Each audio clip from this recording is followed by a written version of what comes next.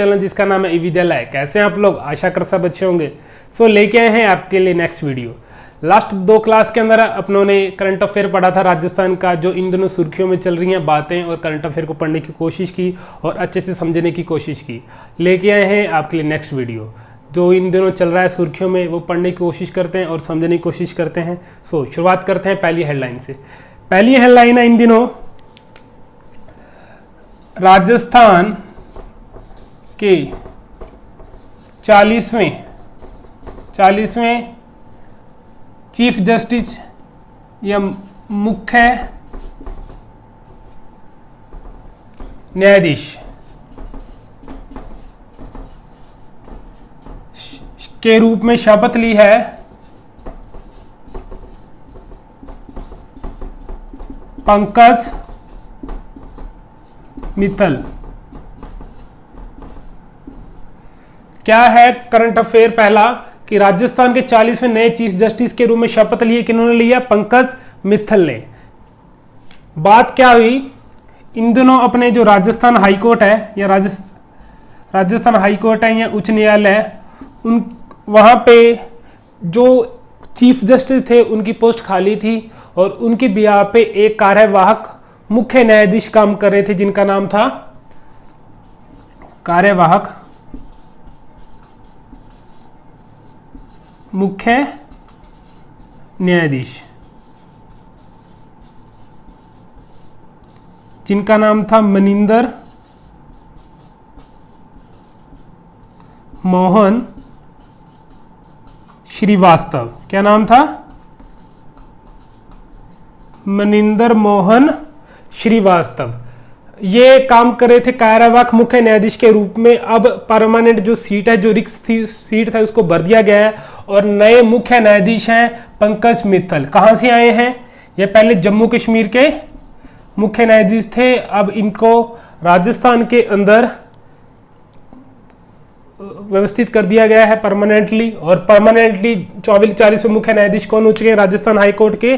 Pankaj Mittal. Okay, बात करते हैं अब हाई कोर्ट की और इससे जुड़े जो स्टैटिक चीजें हैं उनकी बात करते हैं। जो इस हेडलाइन से जुड़ी हुई स्टैटिक चीजें हैं उनकी बात करते हैं। अपने कॉन्स्टिट्यूशन या अपने संविधान के अंदर हाई कोर्ट को कहाँ रखा गया है, कहाँ हाई कोर्ट की बात की गई, किस आर्टिकल के या किस के अंदर बात की गई है, वो बात करते हैं। शुरुआत करते हैं हाई कोर्ट। संविधान के अंदर, भारतीय संविधान के अंदर आर्टिकल 214 से लेकर 232 तक हाई कोर्ट के बारे में बताता है। हाई कोर्ट की कार्यविधि, कार्यवाहक न्यायाधीश या हाई कोर्ट कैसे काम करेगा, सब कुछ आर्टिकल 214 से लेकर 232 तक लिखा गया है भारतीय संविधान के अंदर। ठीक है, और आर्टिकल 214 के अंदर लिखा गया है, कहा गया है कि इसके अंदर ही उच्चतम न्यायालय के प्रावधान के बारे में कहा गया है। भी एक उच्च न्यायालय होगा, उच्च न्यायालय के प्रावधान के बारे में कहा गया। कौन से आर्टिकल के अंदर? 214 के अंदर। किसके अंदर? 214 आर्टिकल के अंदर उच्च न्यायालय का प्रावधान है। उच्च न्यायालय का प्रावधान। किसका प्रावधान है? उच्च न्यायालय के प्रावधान की बात कही गई है। यदि बात करें भारत में या इंडिया के अंदर कितने हाई कोर्ट हैं, कोई बता सकता है कितने हैं? 25 हाई कोर्ट हैं। 2022 के चलन 2022 ये कौन सा चल रहा है? अक्टूबर। अब तक इंडिया के अंदर 225 हाई कोर्ट हैं और सबसे पहला हाई कोर्ट बना था कलकत्ता के अंदर। कहाँ अंदर? कलकत्ता में बना था पहला हाई कोर्ट। ठीक है, और 25 अब तक हाई कोर्ट हैं। तो अपने स्टेट तो कितने? 28 हैं, बट हाई कोर्ट कितने? 25 है। कुछ राज्यों के जो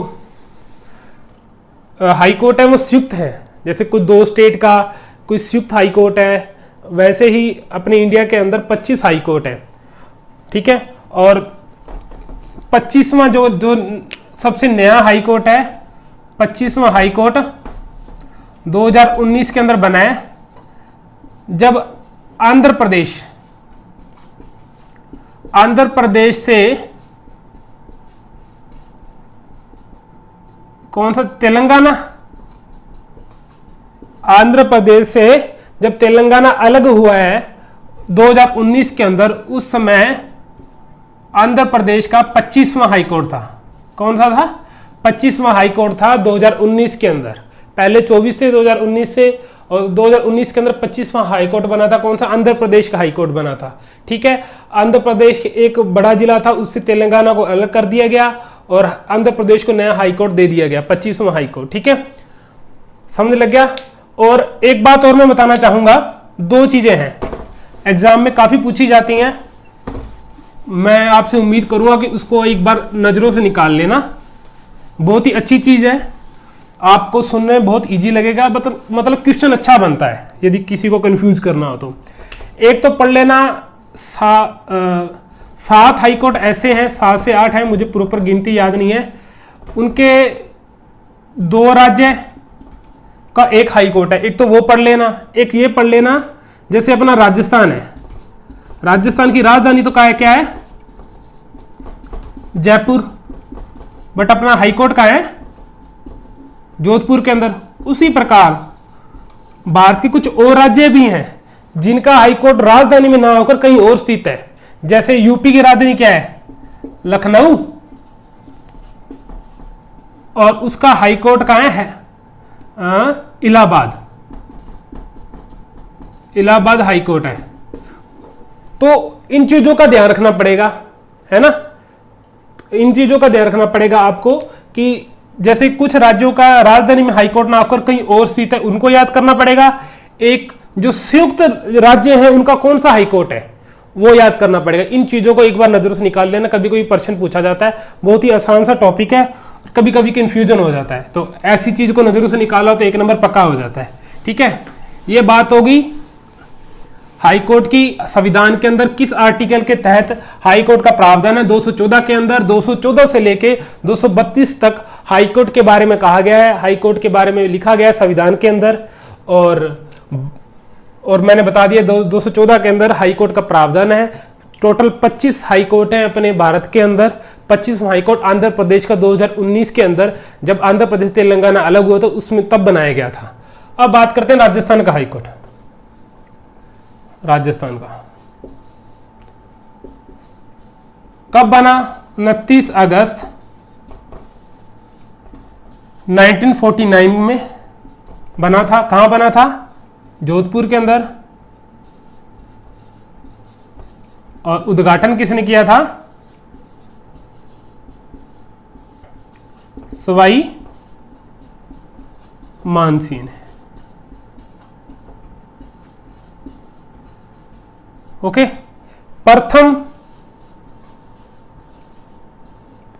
प्रथम जज थे या न्यायाधीश थे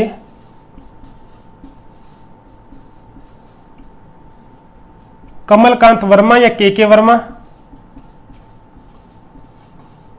ठीक है, या कमलकांत वर्मा कुछ भी लिखा सकता है। 29 अगस्त 1949 को जोधपुर के अंदर उद्घाटन किया था सवाई मानसिंह ने। प्रथम न्यायाधीश थे के वर्मा, कमलकांत वर्मा। ठीक है, उसके बाद बात करते हैं जोधपुर हाई कोर्ट की एक पीठ बनाई गई थी, खंडपीठ बोलो, खंडपीठ बनाई गई थी। कहां है? जयपुर के अंदर एक खंडपीठ बनाई गई थी जयपुर के अंदर, जिस और 1958 को एक समिति की सिफारिश पर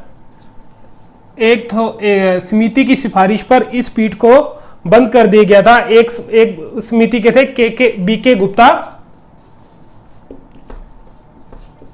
बीके गुप्ता की सिफारिश पर, और एक था सत्यनारायण राव, और एक बीके गुप्ता, पी सत्यनारायण राव और वी विश्वनाथ की सिफारिश पर, इनकी सिफारिश पर जो खंडपीठ थी, जयपुर खंडपीठ थी, उसको 1950 के अंदर बंद कर दिया गया था। इन्होंने कहा भी इस पीठ को बंद कर दिया जाए, तो 1958 को जयपुर खंडपीठ को जो बंद कर दिया गया था। उसके बाद जयपुर खंडपीठ को वापस शुरू किया गया 1979 के अंदर, वापस शुरू किया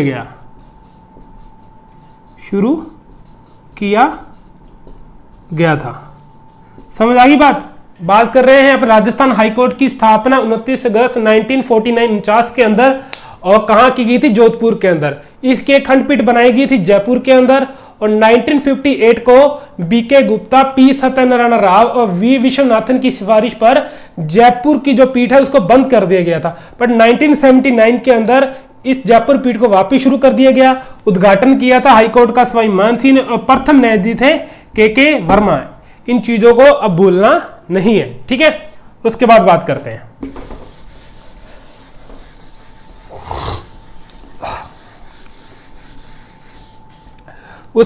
करते हैं नया भवन बनाया गया है राजस्थान हाईकोर्ट का।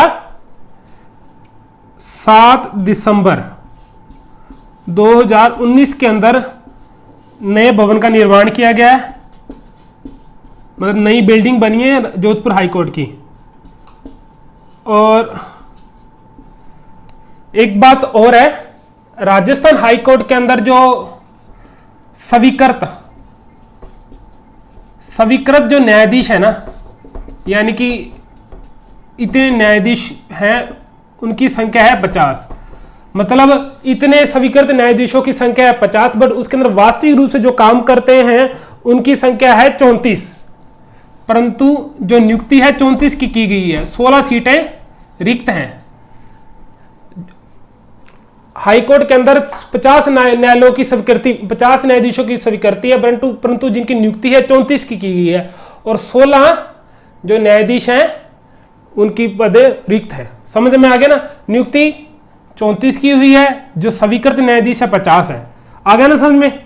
यह बात की अपने राजस्थान के हाईकोर्ट की। अब बात करते हैं, इसी से रिलेटेड एक हेडलाइन हो रहा है, अभी पिछले दिनों चर्चा में आई थी कि जो अपने सीएम हैं अशोक गहलोत जी ने एक 21 जो न्यायालय परिसर है वहां पे ई सेवा केंद्रों की शुरुआत की है। क्या शुरुआत की है? ई सेवा केंद्रों की शुरुआत की है। बात करते हैं कैसे।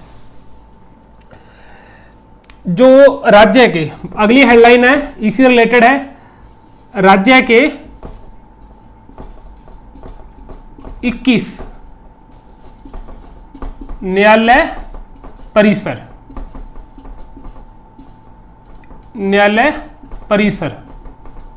में ई सेवा केंद्र की स्थापना। किसकी स्थापना? ई सेवा केंद्रों की स्थापना की गई है। यानी कि जो न्यायालय परिसर है ना, जैसे किसी भी जिले का न्यायालय है, उस परिसर के अंदर ई सेवा केंद्र होंगे। यानी कि आपको कुछ भी अपने केस से रिलेटेड कुछ जानकारी लेनी है, कुछ अन्य जानकारी है, आपको इलेक्ट्रॉनिक रूप से वहां पे मिलेंगी।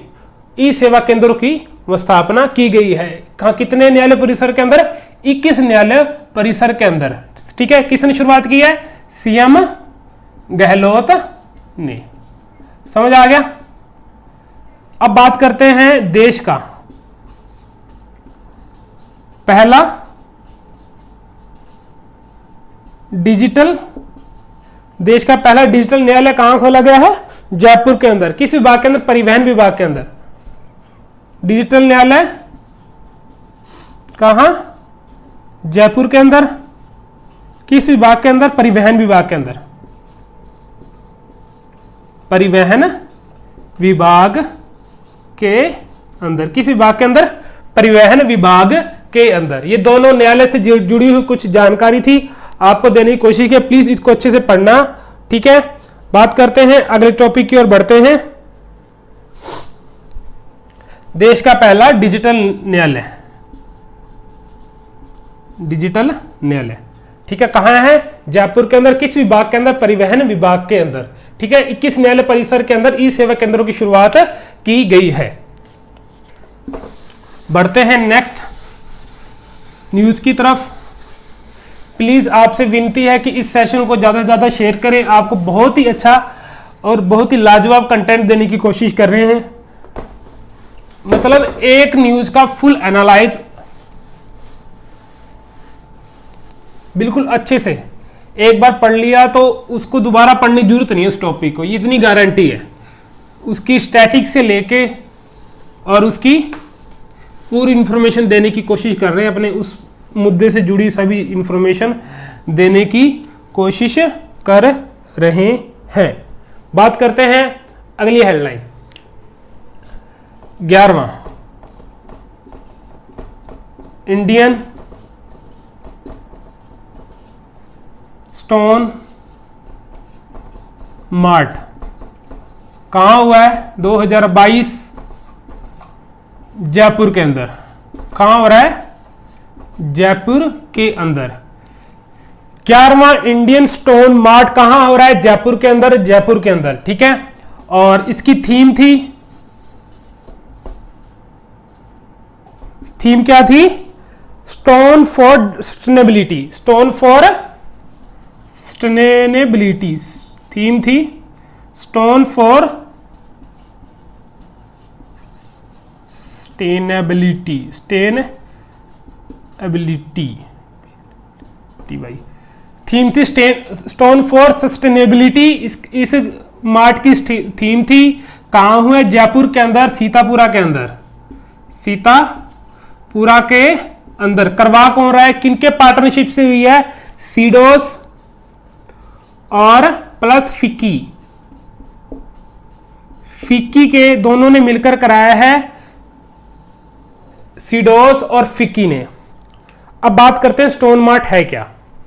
देखो, मैंने पहले भी कहा था, जो अपना राजस्थान है आपको पता है प्राकृतिक संसाधनों से भरपूर है। और जो पत्थर अपने राजस्थान के अंदर मिलता है पूरे वर्ल्ड के अंदर या पूरे इंडिया के अंदर आपको कहीं नहीं मिलेगा। हर तरीके का पत्थर और उच्चतम क्वालिटी का पत्थर आपको अपने राजस्थान के अंदर मिलेगा।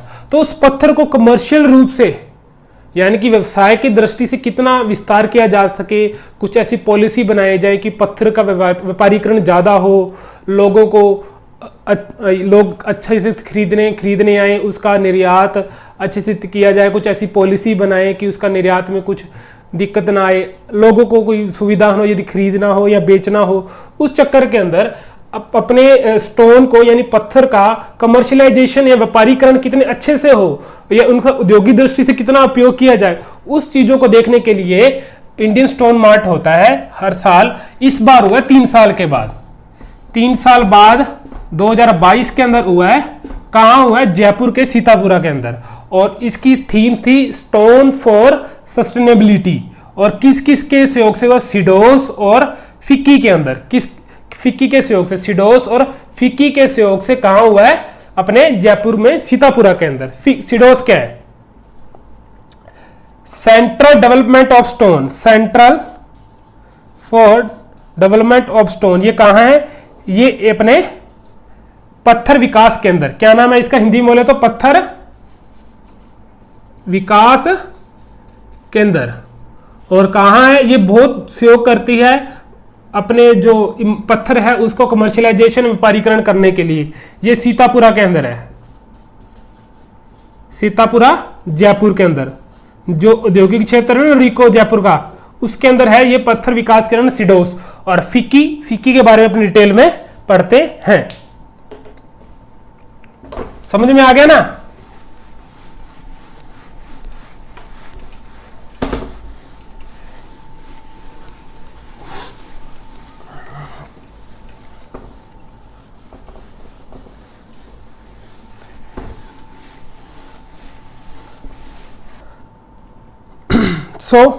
बात करते हैं फिक्की की। फिक्की की बात करते हैं।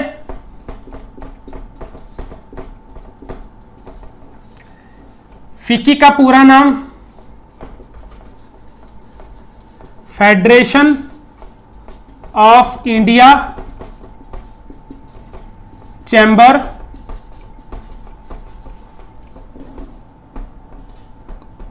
फॉर कॉमर्स एंड इंडस्ट्री स्थापना की गई थी 1927 के अंदर महात्मा गांधी की सिफारिश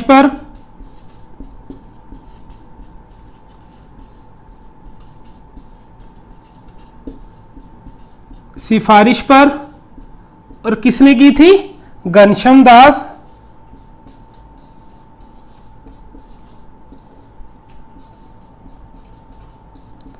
बिड़ला और पुरुषोत्तम दास ठाकुर। घनश्याम दास बिड़ला और पुरुषोत्तम दास ठाकुर ने की थी महात्मा गांधी की सिफारिश पर। ठीक है, बात करते हैं ऐसी क्या जरूरत पड़ी या महात्मा गांधी जी को क्या ऐसा दिमाग में आए भी इसकी स्थापना की जाए। देखो, ये एक नॉन प्रॉफिटेबल और गैर सरकारी संगठन है। गैर सरकारी मतलब गवर्नमेंट बॉडी नहीं है, किसी भी सरकार द्वारा बनाया नहीं किया गया। ये है व्यापारियों का संगठन, ऐसे भी कह सकते हैं, व्यापारियों का संगठन। यानी कि इसका कार्य रहता है कि कार्य क्या रहता है? व्यापार को बढ़ावा देना और व्यापार के लिए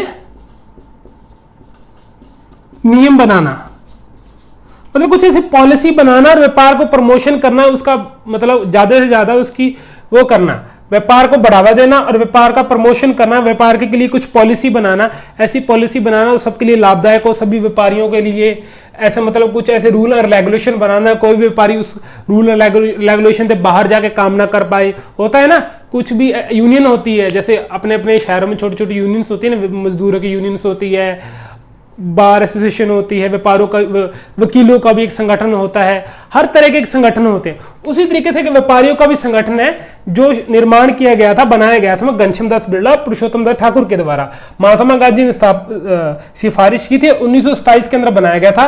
ये गैर सरकारी और नॉन प्रॉफिटेबल मतलब नॉन प्रॉफिटेबल ये संस्थान है।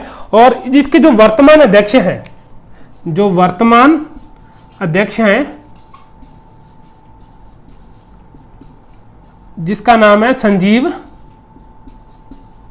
मेहता। क्या नाम है? संजीव मेहता। ओके, समझ में आया? बात क्या की थी अपनों ने भी? सिडोस और फिक्की ने मिलकर 11वां जो स्टोन मार्ट है उसका आयोजन किया गया था अपने जयपुर के अंदर, सीतापुरा के अंदर। यानी कि स्टोन को कितना कमर्शलाइजेशन और किसका कितना ज्यादा व्यापारीकरण किया जाए, उसके लिए फिक्की ने अपने जयपुर के अंदर स्टोन मार्ट की स्थापना की थी। नेक्स्ट हेडलाइन की तरफ। नेक्स्ट हेडलाइन है रविंद्रनाथ टैगोर। रविंद्रनाथ टैगोर की एक रचना है गीतांजलि, सबसे फेमस एक रचना है गीतांजलि। उसका एक राजस्थानी अनुवाद किया है, राजस्थानी अनुवाद किया गया है। किस साहित्यकार ने किया? इकराम राजस्थानी। बहुत ही प्रसिद्ध और बहुत ही प्रतिष्ठित साहित्यकार हैं इकराम राजस्थानी। इन्होंने रविंद्रनाथ टैगोर की बहुत ही प्रसिद्ध, आपने सबने सुना होगा गीतांजलि, उनकी बहुत एक प्रसिद्ध रचना है गीतांजलि, जिसका राजस्थानी अनुवाद किया है इकराम राजस्थानी ने। किसने किया है? इकराम राजस्थानी, बहुत ही प्रसिद्ध साहित्यकार हैं। अब बढ़ते हैं इकराम राजस्थानी के बारे में। इकराम राजस्थानी के बारे में बात करें, इन्होंने भारत के या विश्व के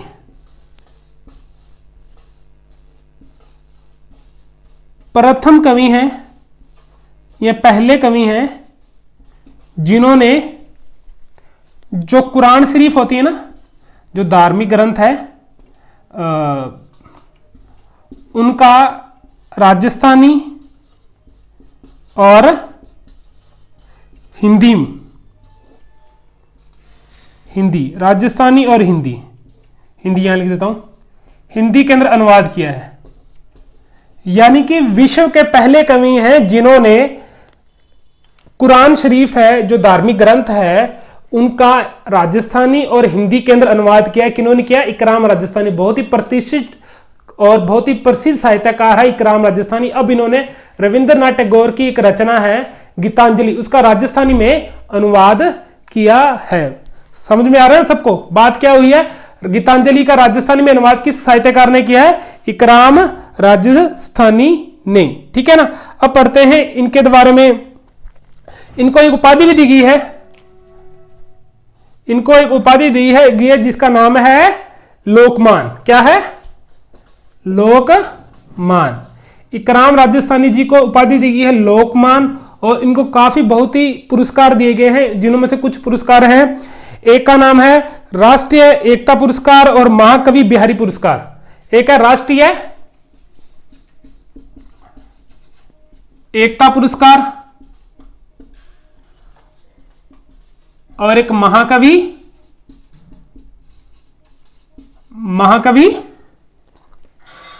बिहारी पुरस्कार। बिहारी पुरस्कार से सम्मानित किया गया है किनको? इकराम राजस्थानी जी को। इन्होंने कभी रिसेंटली में क्या किया? गीतांजलि का राजस्थानी अनुवाद किया है। इनको उपाधि लोकमान से दी गई है। पहले कवि हैं विश्व के जिन्होंने कुरान शरीफ का हिंदी में और राजस्थानी में अनुवाद किया था। मतलब विश्व के पहले कवि थे जिन्होंने कुरान शरीफ का राजस्थानी और हिंदी में अनुवाद किया था। ठीक है, ध्यान में रखना। क्या नाम है इनका? इकराम राजस्थानी। बहुत ही प्रतिष्ठित और बहुत ही प्रसिद्ध साहित्यकार हैं। पहले भी इनकी काफी रचनाएं हैं। अब बात करते हैं नेक्स्ट टॉपिक। नेक्स्ट टॉपिक से पहले अपने थोड़ा सा रविंद्रनाथ टैगोर जी के बारे में पढ़ लेते हैं। रविंद्रनाथ टैगोर जी को उपाधि दी गई थी गुरुदेव की। क्वेश्चन आते हैं उपाधियों के भी, जैसे महात्मा गांधी जी को महात्मा की दी गई थी और जवाहरलाल नेहरू को चाचा की उपाधि दी गई थी। उसी तरीके से जैसे रविंद्रनाथ टैगोर को गुरुदेव की उपाधि दी गई थी। इन्होंने नाम क्या? इंडिया का भारत का राष्ट्रीय गान और बांग्लादेश का राष्ट्रीय गान लिखा था अमार सोनो बांग्ला। इन्होंने ये, आप इन चीज़ों का ध्यान रखना, बताने की जरूरत नहीं, आपने पहले भी पढ़ रखा होगा। बात करते हैं नेक्स्ट हेडलाइन की तरफ। स्वास्थ्य मंत्रालय। ठीक है, स्वास्थ्य मंत्रालय ने, केंद्रीय जो स्वास्थ्य मंत्रालय है अपने भारत का, केंद्रीय स्वास्थ्य मंत्रालय। ठीक है, केंद्रीय स्वास्थ्य मंत्रालय ने एक बहुत ही अच्छी सौगात दी है राजस्थान को, 2 मेडिकल कॉलेज की। 2 मेडिकल कॉलेज की स्थापना बनाए जाएंगे अपने राजस्थान के अंदर। बात क्या थी? केंद्रीय स्वास्थ्य मंत्रालय ने कहा भी 112 जिलों में मेडिकल कॉलेज बनाए जाएंगे। बनाए कहां जाएंगे? 10 लाख की आबादी से ज्यादा जहां आबादी हो और जहां पहले से मेडिकल कॉलेज ना हो।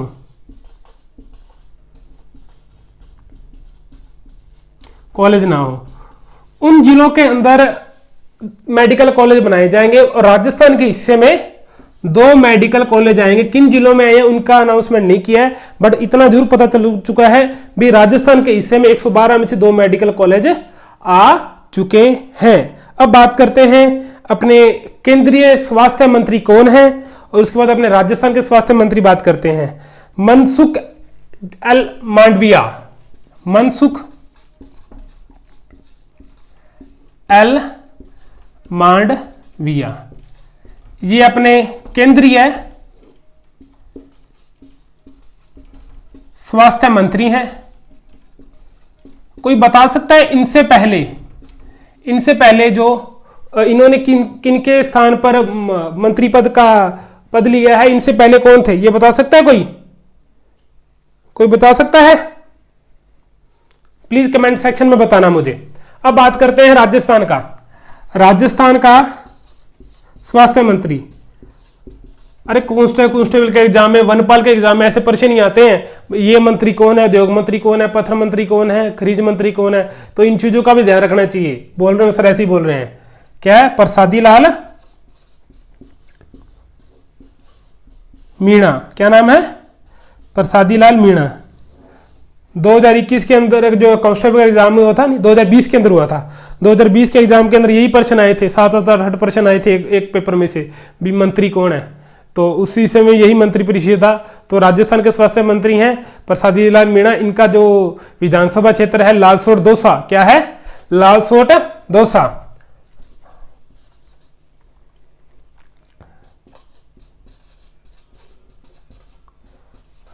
याद रखना, लालसोट दौसा, बस प्रसादी लाल मीणा, इसे याद रखो ना, प्रसादी लाल मीणा। खून का रंग लाल होता है, तो मंत्री, स्वास्थ्य मंत्री, स्वास्थ्य के लिए खून की जरूरत होती है, तो प्रसादी लाल मीणा। प्रसाद भगवान का भी जरूरी है, भी भगवान के प्रसाद लेंगे तो स्वस्थ रहेंगे। तो उससे याद रख लो ना, ये छोटे छोटे तरीके होते हैं, इसी तरीके से याद होता है भी प्रसादी लाल मीणा, प्रसाद खाएंगे तो स्वास्थ्य ठीक रहेगा। और खून का रंग लाल होता है, तो लाल से प्रसादी लाल मीणा। कहाँ है? लालसोट दौसा, लाल से लाल। इन तरीकों से याद होता है। जो ऑब्जेक्टिव पेपर होते हैं ना, वो इन्हीं तरीकों से याद होते हैं। अब सब्जेक्टिव तो है नहीं, तुमको लिखना है तो प्रॉपर याद करना पड़ेगा। तो छोटी छोटी ऐसे दिमाग में अपने अकॉर्डिंग ट्रिकें बना लिया करो, उनसे थोड़ा याद करना आसान रहता है और दिमाग में होचपोच नहीं रहता। देखो, कोई भी एग्जाम होता है ना, उसका एक तरीका होता है, एक निकालने का तरीका होता है। ठीक है?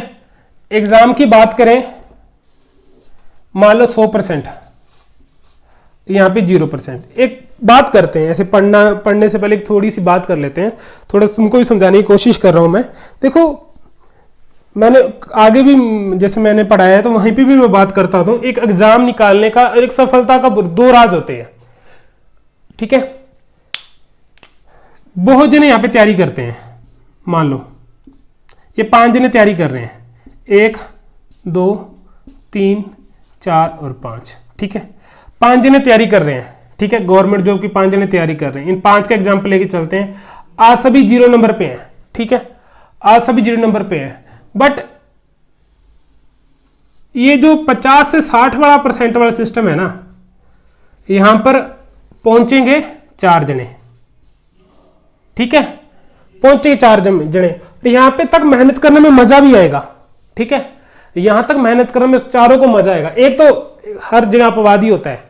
ठीक है? एक तो हर जगह अपवादी होता है। चाहे 5वें को भी ले लो, यहाँ कोई ऐसी बात करना भी सर ने एक को अपवादी कह दिया, कुछ मेहनत नहीं करने वाले होते हैं ना।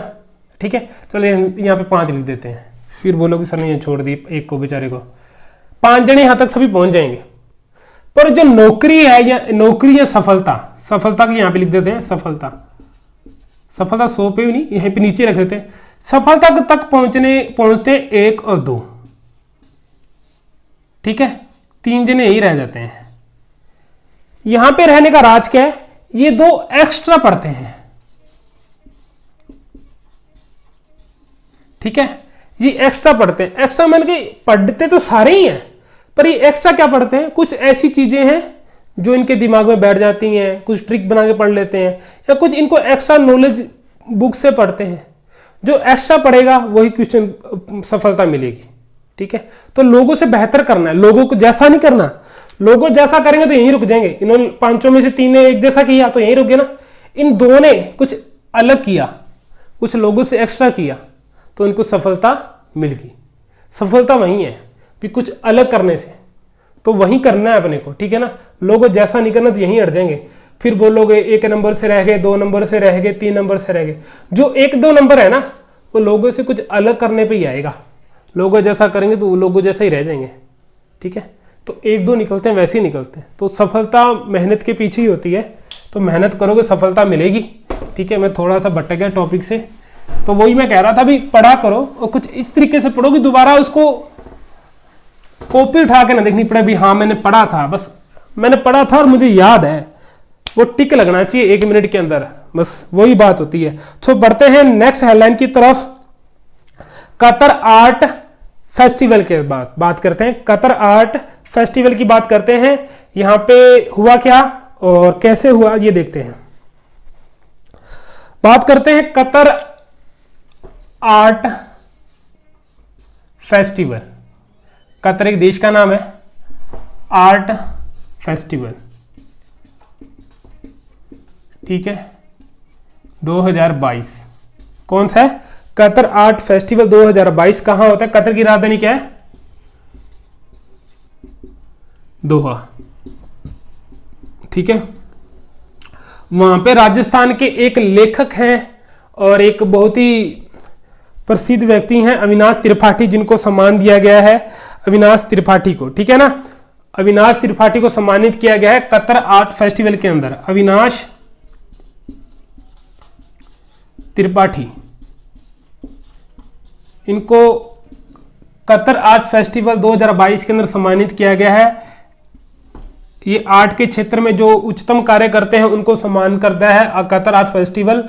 तो इन्होंने आर्ट के क्षेत्र के अंदर कुछ अच्छा काम किया है, जिसके नज़र में रखते हुए इनको सम्मानित किया गया है। उसके बाद करते हैं कतर, बहुत ही अच्छा काम चल रहा है अभी फीफा, क्वेश्चन आएगा और इस पार्ट से 101% आपके आने वाले एग्जाम के अंदर मिलेगा। फीफा वर्ल्ड कप का आयोजन 2022 के अंदर कहां हो रहा है? कतर के अंदर। कहां हो रहा है? कतर के अंदर। ये शुरू होगा 20 नवंबर से, 20 नवंबर 2022 से फीफा वर्ल्ड कप 2022 की शुरुआत हो रही है। फीफा वर्ल्ड कप 2022 कहां हो रहा है? कतर, दोहा के अंदर। फीफा से क्वेश्चन बनेगा ही बनेगा आगे आने वाले एग्जाम्स के अंदर, तो इसका पोस्टमार्टम कर देना है। जिस दिन से भी शुरू हो गया, ठीक है, बहुत ही अच्छा खेल है फीफा, ठीक है ना, फुटबॉल से संबंधित होता है। तो जब ये शुरू होगा इसके बारे में बात करेंगे। अब इस बात का ध्यान दे लो भी फीफा वर्ल्ड कप 2022 कहां हो रहा है? कतर के अंदर, ठीक है। अब बात करते हैं अगली हेडलाइन की तरफ बात करते हैं। अगली हेडलाइन है fourth Asian youth athletic championship. Fourth Asian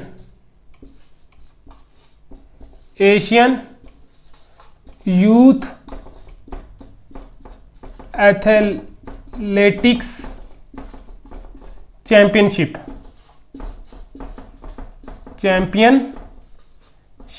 2022 कहां हुई है? कुवैत के अंदर, ठीक है, कुवैत के अंदर हुई है। और कौन सी? Fourth Asian youth athletic championship. इसके अंदर राजस्थान के सिद्धार्थ चौधरी हैं, सिद्धार्थ चौधरी, इनको कांस्य पदक क्या मिला है? कांस्य पदक। किसके अंदर? गोला फेंक के अंदर। अरे किस खेल से संबंधित हैं? गोला फेंक से, ठीक है। सिद्धार्थ चौधरी, ठीक है, सिद्धार्थ चौधरी हैं, कहां से हैं? जयपुर से हैं, जयपुर से संबंधित हैं सिद्धार्थ चौधरी। और fourth Asian youth athletic championship 2022 कहां हुई है? कुवैत के अंदर। वहां सिद्धार्थ चौधरी ने कांस्य पदक जीता है गोला फेंक के अंदर। किस जिले से संबंधित रखते हैं? जयपुर से संबंधित रखते हैं, ठीक है। अब मैं कुछ 2-3 खिलाड़ियों के नाम लिखता हूं, आशा करता हूं आप बताओगे, मैंने पढ़ाए हैं, इसी तरीके से रिवीजन कर लेंगे। सबसे पहले विवान